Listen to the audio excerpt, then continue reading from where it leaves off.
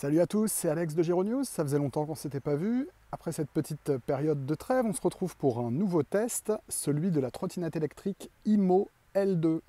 Alors IMO, pour ceux qui ne connaissent pas, c'est un fabricant chinois, comme souvent dans le monde de la trottinette, et c'est l'un des sous-traitants de Xiaomi. C'est ce qui explique que cette L2 partage un certain nombre d'éléments de design avec les trottes de Xiaomi type M365 ou avec la Ninebot G30, puisque tout ça, ça sort un peu des mêmes usines. Alors IMO, on les connaissait jusqu'ici principalement pour leurs vélos pliants. Ils ont plusieurs modèles au catalogue, d'ailleurs assez réussis, et ils se lancent depuis peu sur le marché de la trottinette, donc avec ce modèle L2 qui est affiché aux alentours de 600 € hors code promo sur les sites chinois type Geek Buying. Dans la pratique, on la trouve assez facilement à moins de 500 €. On a un moteur 350 watts en roue avant, des roues 10 pouces avec des pneus très larges. On a un moteur en roue avant, un frein à disque à l'arrière, une batterie 10 ampères-heure, donc elle est composée de 40 cellules qui est censée procurer 35 km d'autonomie. Un poids affiché à 18,8 kg. Pas de suspension, un éclairage avant-arrière, pas d'application mobile, pas de connexion Bluetooth. C'est une trottinette simple qui se veut efficace et robuste, et elle est bridée à 25 km/h et elle n'est pas débridable de façon logicielle puisqu'il n'y a pas de contrôleur Bluetooth. Voilà, alors ça c'est pour l'intro.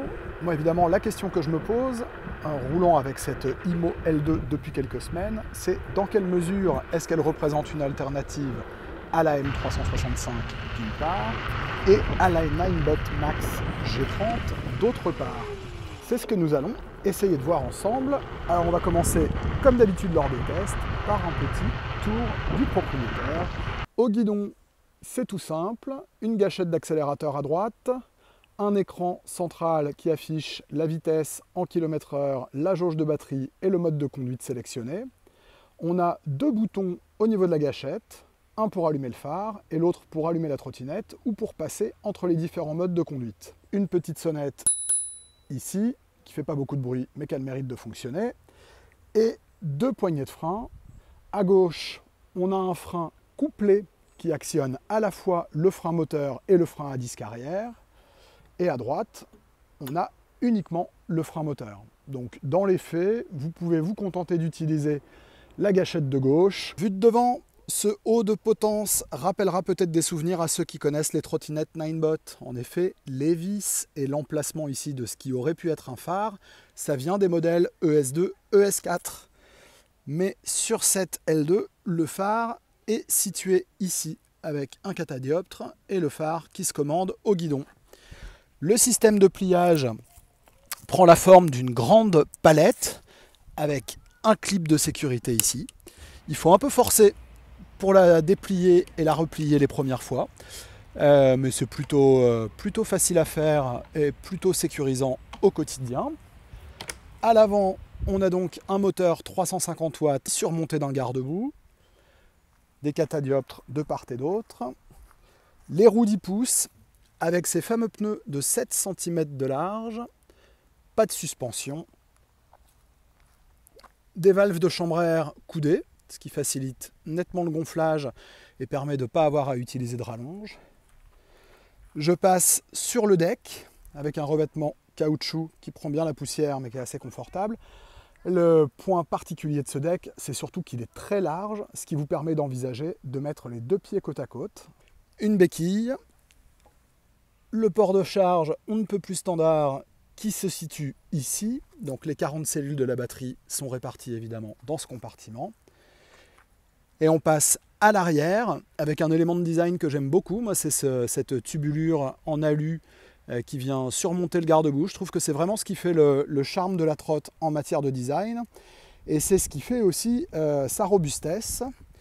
On aperçoit ici le frein à disque, là c'est du matos très générique, il n'y a pas grand chose à en dire. Évidemment, c'est un frein mécanique à câble. L'avantage, c'est que c'est très facile à régler. Catadioptre donc, un feu arrière ici, avec, petite particularité qui ne nous intéresse pas trop en France, mais un emplacement pour plaque d'immatriculation. En fait, IMO a vraiment voulu que sa trottinette soit compatible avec les marchés européens. Et il y a des pays où vous devez immatriculer votre trotte. Des lignes générales qui sont, je trouve, plutôt réussies, avec des soudures assez grossières, mais globalement assez propres. Ici, on a le petit loquet qui va permettre de fixer la trottinette en position fermée. Et voilà pour ce tour d'horizon. D'ailleurs, tant que j'y suis sur la question de la robustesse, on sait que sur les trottinettes Xiaomi comme Ninebot, le garde-boue, c'est toujours un des éléments qui lâche en premier. Ici, il ne faut pas forcément se fier à cette structure-là qui a l'air très solide. Le garde-boue en lui-même, il a un petit peu de jeu ici. Et je pense qu'après quelques centaines ou quelques milliers de kilomètres, il n'est pas impossible qu'il vienne à lâcher. Ok, passons maintenant au ressenti une fois qu'on est au guidon. Alors je vais passer rapidement sur les modes de conduite. Il y en a 3. Il y a un mode éco qui fait office de mode piéton qui plafonne la vitesse à 6 km/h. Ça vous permet de marcher à côté de la trottinette sans avoir à la pousser. Le deuxième mode intermédiaire limite la vitesse à 18 km/h. Et puis vous avez le mode sport, celui que dans la pratique vous risquez d'utiliser tout le temps, qui fait atteindre la vitesse max fixée à 24-25 km/h. Et c'est à peu près vérifié au GPS. Là-dessus, c'est globalement fiable. Alors bon, sur l'accélération et les performances, je ne vais pas vraiment m'étendre, la trottinette fait bien le boulot. On sent quand elle arrive à sa vitesse maximum que le moteur se bride, ce qui signifie qu'il reste une réserve de puissance. C'est un peu frustrant quand vous êtes en ligne droite et que vous aimeriez bien aller un peu plus vite, mais c'est une bonne nouvelle quand on arrive dans les côtes ou sur des terrains un peu plus difficiles, parce que ça permet à la trottinette de bien s'en sortir. Et avec mon poids de 80 kg, une fois habillé, j'arrive à grimper des côtes relativement importantes, y compris sur autre chose que du bitume lisse, à entre 18 et 20 km/h de moyenne, ce qui est plutôt une bonne perf, compte tenu à la fois du poids de la trottinette, près de 19 kg, je le rappelle, et de la largeur de ses pneus. Du point de vue du confort, moi je suis plutôt un adepte des roues 10 pouces, et je suis ici agréablement surpris par les pneus larges. Alors, en précisant d'ailleurs qu'on est sur des pneus à chambre à air, on n'est pas sur des pneus tubeless comme sur la G30. Évidemment, le manque de suspension se fait sentir dès que vous êtes sur des terrains difficiles, et encore plus si vous êtes sur des pavés. Mais bon, je trouve que la position debout en trotte fait qu'en fléchissant les genoux, on peut quand même très bien compenser. Évidemment, si l'essentiel de vos balades, c'est sur des terrains difficiles, c'est pas le modèle que je vous recommande, mais si c'est une fois de temps en temps, si vous traversez un parc ou si vous avez un chemin à prendre pour passer chez vous, elle s'en sort très très bien. Et globalement, moi je trouve le confort plutôt bon, du fait justement de la largeur de ces roues qui donne une assise très très stable. Au niveau de l'autonomie, la batterie, donc 10,4 Ah, donc 40 cellules en 18650. L'autonomie théorique, elle est à 35 km. Moi, je mesure 20 km réels en mode sport, en roulant principalement gâchette à fond, et il me reste une barre de batterie à l'arrivée. Donc je pense que l'autonomie réelle se situe aux alentours de 25 km, ce qui, compte tenu de la capacité batterie, est assez honnête. Quelques derniers points de détail avant de passer à la conclusion. Le premier, c'est que moi j'ai utilisé la trottinette sous la pluie. Globalement, ça se passe bien. J'ai pas noté de problème d'étanchéité, mais il faut quand même garder en tête qu'elle n'est pas officiellement certifiée IP54 ou IP57. Deuxième point à garder en tête, bien que les composants soient très génériques et qu'il y ait beaucoup de pièces qui soient communes avec les trottinettes de Ninebot ou de Xiaomi, il faut savoir que c'est une trottinette qui est encore récente et qu'elle n'est pas distribuée officiellement en France. On ne la trouve pas encore chez Amazon, la Fnac ou autre. Donc si jamais vous en achetez une, il faut savoir qu'on trouve des pièces détachées, mais on est obligé forcément de passer par des vendeurs importateurs type Geekbuying, Gearbest et autres, ce qui peut éventuellement poser problème si jamais vous n'êtes pas d'humeur à bricoler en cas de petite panne. Et puis le dernier quand même si j'en ai déjà parlé, vous avez affaire ici à une trottinette qui est homologuée CE et qui respecte à la lettre les consignes de sécurité pour rouler en France, que ce soit le bridage de la vitesse maximale, les éléments d'éclairage ou autres.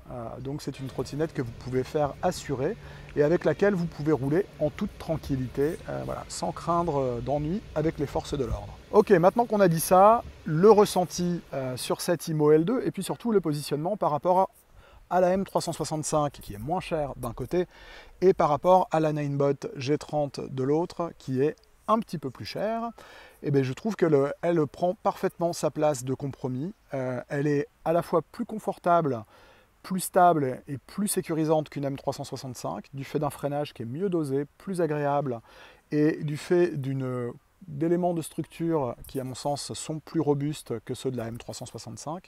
Je pense notamment à la potence à l'avant, je pense au garde-boue à l'arrière, même si je pense qu'il n'est pas infaillible, qui est quand même globalement mieux construit. Il faut garder en tête par contre qu'elle est plus lourde, évidemment, hein. On passe de 12,5 kg pour une M365 à près de 19 kg ici. Et ça nous amène à la G30, qui reste à mon sens un modèle supérieur sur quelques points. Le premier, c'est son autonomie, puisqu'elle a une batterie qui est 50% supérieure en capacité. La G30, c'est 15 ampères-heure. La G30, elle a aussi des pneus tubeless, ce qui peut être un plus, en tout cas en matière de maintenance, même si en termes de confort, ma préférence irait plutôt à des pneus avec chambre à air. Et le dernier point qui est intéressant avec la G30, c'est qu'elle a une application mobile compagnon, avec un contrôleur Bluetooth, ce qui signifie que vous allez pouvoir surveiller le kilométrage global de votre trottinette, vous allez pouvoir surveiller les éléments de batterie, et vous allez pouvoir éventuellement la débrider, ou en tout cas modifier les paramètres de fonctionnement du moteur, ce qui n'est pas possible avec celle-ci, à moins d'attaquer des modifications hardware, c'est-à-dire d'ouvrir le deck et d'aller modifier manuellement, enfin ou en tout cas ou reprogrammer le contrôleur en se branchant directement dessus. Voilà, donc en définitive, une bonne surprise, surtout pour une première. Ça confirme le bien que je pensais de IMO sur leur vélo pliant, qui était également plutôt réussi. La question que je me pose maintenant, c'est est-ce que cette trottinette restera réservée à l'import depuis la Chine, ou est-ce qu'elle sera un jour référencée par des distributeurs français? Si c'est le cas, je lui prédis un bel avenir, peut-être pas aussi populaire que celui des modèles Xiaomi, mais en tout cas le positionnement prix, qualité, équipement me paraît tout à fait satisfaisant. Donc si vous cherchez une trottinette simple, efficace, sans prise de tête pour aller bosser ou pour faire des balades de temps en temps, n'hésitez pas à jeter un œil à cette IMO L2. Je vous remercie de m'avoir regardé et écouté. Je vous dis à très bientôt, j'espère, pour un nouveau test. Et d'ici là, n'hésitez pas à nous suivre. Salut!